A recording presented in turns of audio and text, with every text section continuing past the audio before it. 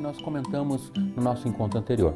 Se vocês lembrarem, nós demos uma introdução falando a respeito de cargos, tá? E a parte importante desses cargos dentro de uma organização. Trabalhamos um pouquinho a ideia inicial de descrição de cargos, falamos como a empresa tem que se comportar e como é importante a questão até da parte de um plano de cargos e salário, como a remuneração que possa ser variável.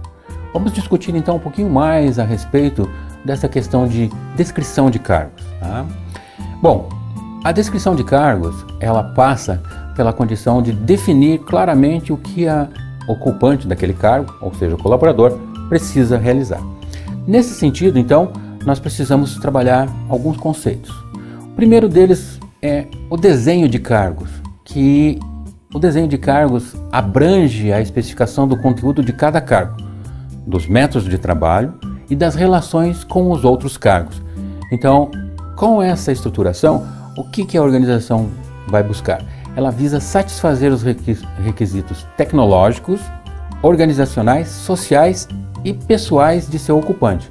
Observe então que o desenho de cargos está preocupado com o seu ocupante naquele momento especificamente. Então, o desenho de cargos, ele constitui a maneira como cada cargo é estruturado e dimensionado. Desta maneira, precisa-se definir algumas condições básicas que são importantes para o desenho de cargos. Então, como nós comentamos até no nosso último encontro, as pessoas são colocadas num cargo não aleatoriamente, não por acaso, e deve-se evitar algumas situações, até mesmo uma condição de paternalismo ou uma condição, tempo de casa, então vou dar essa condição específica para aquela pessoa. Se ela não tiver desenvolvido as habilidades, a capacidade, o conhecimento, não é por conta da amizade que ela vai adequar-se ao cargo, e então ela precisa ter uma condição básica. Os cargos têm que cobrar isso dessas pessoas. Então, para que possa ter essa condição, nós precisamos definir algumas condições básicas. Na realidade, 4 são as condições básicas que nós precisamos definir. E quais são essas condições? Primeiro, o conjunto de tarefas ou atribuições que o ocupante deverá desempenhar. Isso significa que então se deve definir para que é aquele cargo e o que aquela pessoa que está lá deve fazer, as tarefas ou as atribuições que ele deve ocupar, deve realizar ao ocupar aquele cargo especificamente. Segundo, como as tarefas deverão ser desempenhadas? Então, se a pessoa é um médico ou alguém que trabalha na área de saúde, vai ter uma série de procedimentos, como deve ser executado aquilo. Imagine você estando dentro de uma sala de cirurgia e o médico chega lá e ele é, de repente, um médico que foi, desempenhou todas as suas habilidades e desenvolveu todas as suas habilidades e tudo mais para a parte intestinal, para a parte do sistema, especificamente do sistema digestivo. E ele chega e entra dentro da sala de cirurgia e ele tem que realizar uma cirurgia cardíaca. Primeira situação, ele não está adequadamente colocado. Então ele não viu especificamente qual a situação que ele estava, então ele está no cargo, na atividade não adequada. Mas vamos supor que ele então seja um médico cardíaco e foi chamado especificamente para lá. Ele tem que ter alguns passos especificamente. A questão da anestesia, a questão do corte, a questão do manuseio dos equipamentos e tudo mais, das ferramentas utilizadas ali, equipamento da equipe de apoio, dos instrumentos. Então essa condição das tarefas é justamente o que vai desempenhar aquela atividade, ou aquele profissional vai desempenhar a atividade conforme está sendo esperado. Essa é a condição. Foi um exemplo bastante radical que eu utilizei aqui, mas é para vocês imaginarem o seguinte, que quando a pessoa não é adequada para determinado cargo, há um risco muito grande. E a única forma de poder visualizar isso foi justamente de pensar assim, você colocaria a mão, a sua vida na mão de um médico especificamente, que de repente não estaria apto ou não estaria com qualidades e capacitações adequadas àquela atividade? Acho que não. Então, pense sobre isso em qualquer atividade especificamente que você tem que realizar. E quem será o seu superior imediato? Ou seja, quem é a pessoa a quem você vai se reportar? Quem é a pessoa que você vai passar uma condição das suas atividades, vai responder ao que foi requerido de você e também, de repente, você ser avaliado ou até mesmo tirar dúvidas. Nas empresas modernas, o superior hoje não é aquele cara que manda, não é mais uma condição de chefe, é uma condição de liderança. Muitas filosofias modernas já trabalham com essa condição, onde você tem que passar por todas as atividades dentro de um determinado setor. Qual o objetivo? De poder, numa necessidade, ser o primeiro apoio para poder ajudar aquele que é o seu subordinado. Então, quem será o seu superior pode ser justamente aquele cara que vai, aquela pessoa que vai lhe ajudar, ou vai ser a primeira ponte, o primeiro local de recurso que você vai buscar. Então, quem será o seu superior imediato? Isso é extremamente importante. E na sequência, quem serão os seus subordinados, se você estiver num cargo que exija, como um líder de equipe, ou um supervisor, um coordenador, quem serão os seus subordinados?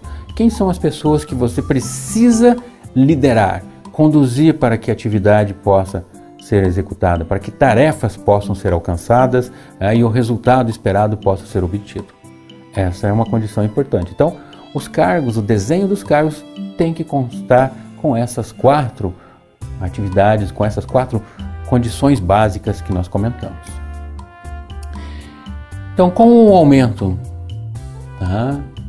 da produtividade, como um objetivo específico das organizações, foram criadas metodologias para aperfeiçoar os processos de trabalho. Então, dentro do contexto que nós estamos comentando, o desenho de cargos possui modelos para que esses modelos possam justamente dar uma condição para que a organização saiba como aumentar a sua produtividade. A metodologia de desenho de cargos sofreu alterações com o tempo, visando melhorar o desempenho do ocupante do cargo. Isso se deu em função de vários aspectos. Talvez quem tenha estudado um pouco mais profundamente a parte de administração vai lembrar das teorias gerais da administração, que foram o processo evolutivo de vários cientistas ou teóricos que desenvolveram várias condições de administrar uma organização. Em função disso, o cargo também foi tendo essa condição, foi desenhado conforme essa condição das teorias. E aí então o desenho dos cargos tem os seus modelos também que vão ocupar uma condição de destaque conforme a visão estratégica da empresa. Qual é o rumo que a empresa vai seguir? O que ela vai fazer?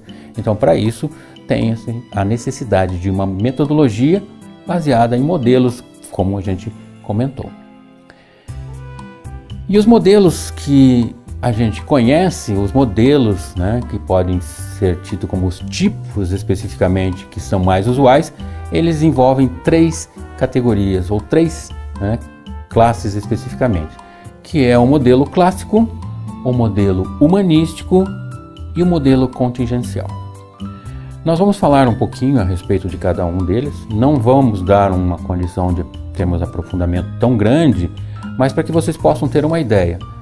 É importante nesse ponto, aqueles que estão desenvolvendo a atividade, que devem trabalhar especificamente com a área de recursos humanos, que possam aprofundar e aprimorar o seu estudo nessa condição dos modelos de desenho de cargos.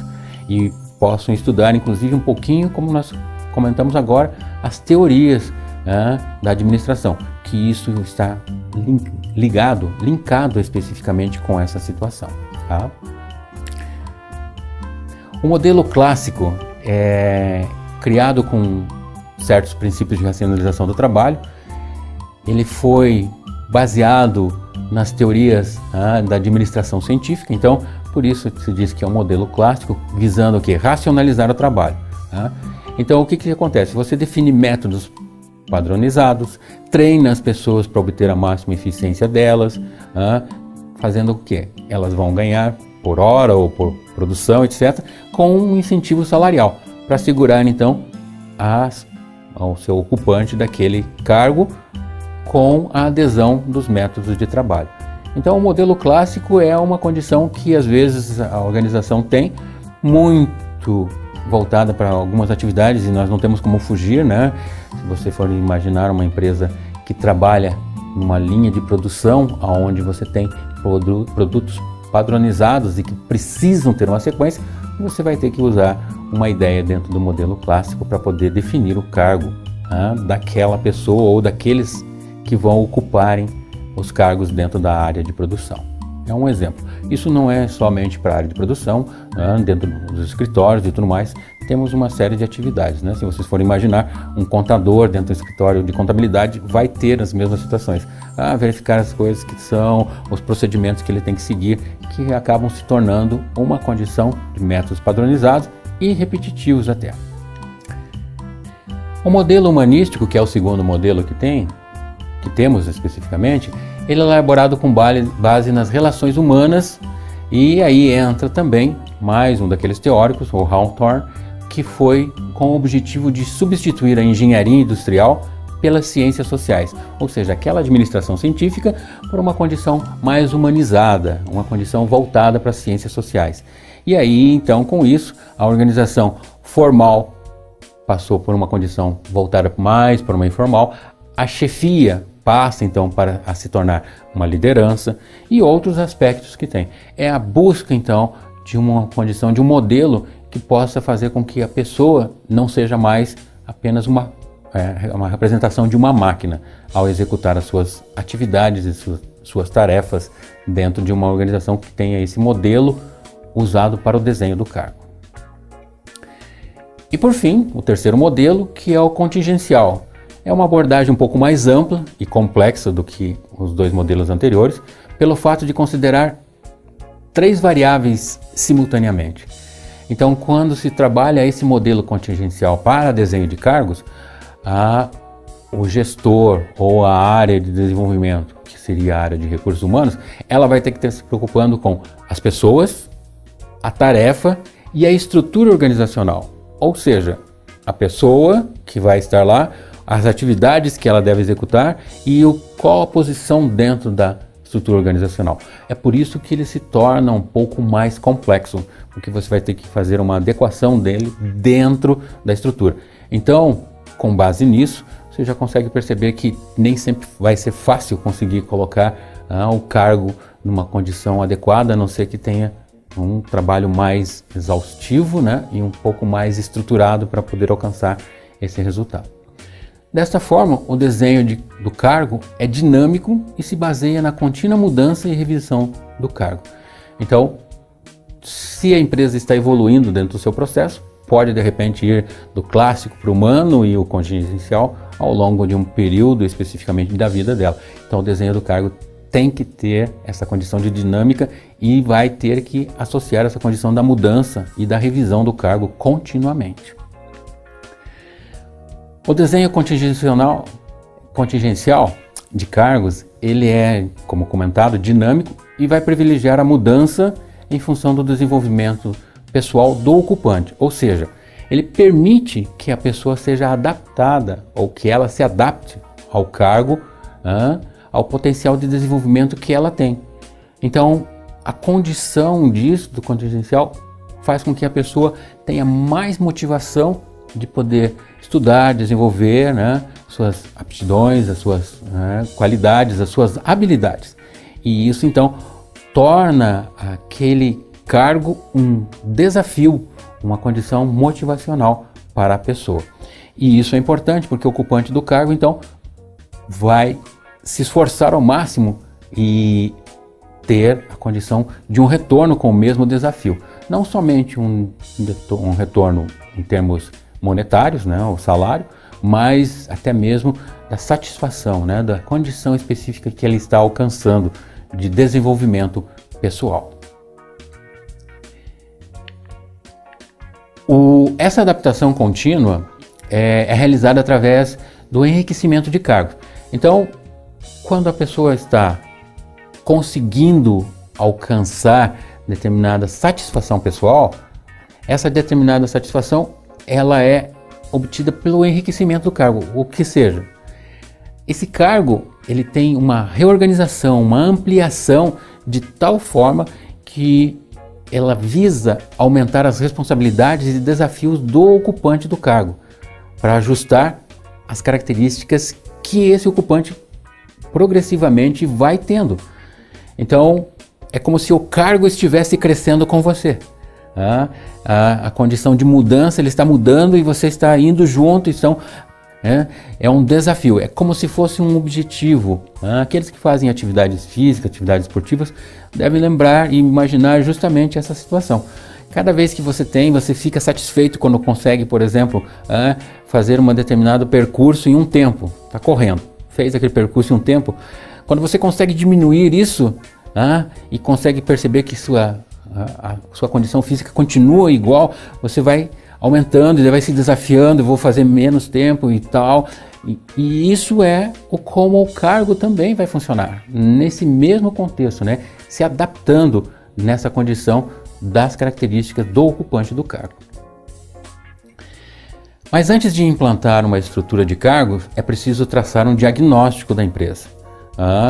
E esse diagnóstico tem que avaliar toda a empresa, a estrutura de cargos, salários e os funcionários. Então não é só chegar lá e começar a fazer. Então tem que ter essa condição para verificar qual que é a estrutura que existe na empresa e a partir daí então desenvolver a condição específica de como vai ser feito essa nova condição de estrutura, como vai ser feito essa adequação para um novo modelo. Nesse sentido, uma forma de fazer esse diagnóstico é estudando a tabela de salários atual, o organograma da empresa, a descrição de atividades por cargo, se não existir, deve ser providenciado isso, né? Se não tem uma descrição, tem que ter, convenções coletivas e outras atividades que sejam necessárias e que se façam importantes no desenvolvimento desse novo modelo, dessa nova estrutura de cargos, com base nesse desenho que está buscando colocar ou implantar. Então, esse diagnóstico é importantíssimo para a empresa. Bom, a estrutura de cargos, então, com base nessa condição, passamos do desenho de cargos e aí, então, agora estamos trabalhando todo o contexto de reestruturação de uma empresa ou reorganização da condição dos cargos. Ele é uma ferramenta que pode ser aplicada em organizações de todos os portes, desde micro até multinacionais. Nesse sentido, uma empresa com uma estrutura de cargos definida rende mais e está à frente no mercado dos seus concorrentes. Então a estrutura de cargos ela não é apenas uma condição para ficar bonita e aí a empresa desenhar um organograma, etc. e colocar as pessoas dentro das suas caixinhas, como nós normalmente falamos, né? Ela está, na verdade, determinando qual é a sequência e qual é a estrutura necessária para alcançar as estratégias, os objetivos que a empresa tem, por meio de algumas estratégias que ela visa desenvolver. Então é por meio de uma estrutura de cargos que a empresa divide as funções de cada empregado, podendo ao mesmo tempo atribuir o valor de mercado correspondente, ou seja, uma remuneração também, uma condição especificamente de como o mercado vê aquele profissional, em termos aí de habilidades, de capacidades, qualificações, e ao valor do trabalho de cada indivíduo, ou seja, aí envolve também de novo a questão da remuneração e como você pode avaliar aquele, não somente no aspecto financeiro, mas no aspecto mental, o aspecto físico, o aspecto de desenvolvimento daquele profissional que está ali dentro daquela função, daquele cargo. Então, com isso, a gente percebe que a estrutura de cargos ela é fundamental para a empresa. E como nós fazemos ela? Como que nós desenvolvemos essa estrutura? Não perca o nosso próximo encontro, que nós vamos falar um pouquinho mais a respeito disso e trabalharmos alguns conceitos a mais para podermos ajudarmos a organização a obter essa estrutura de cargos.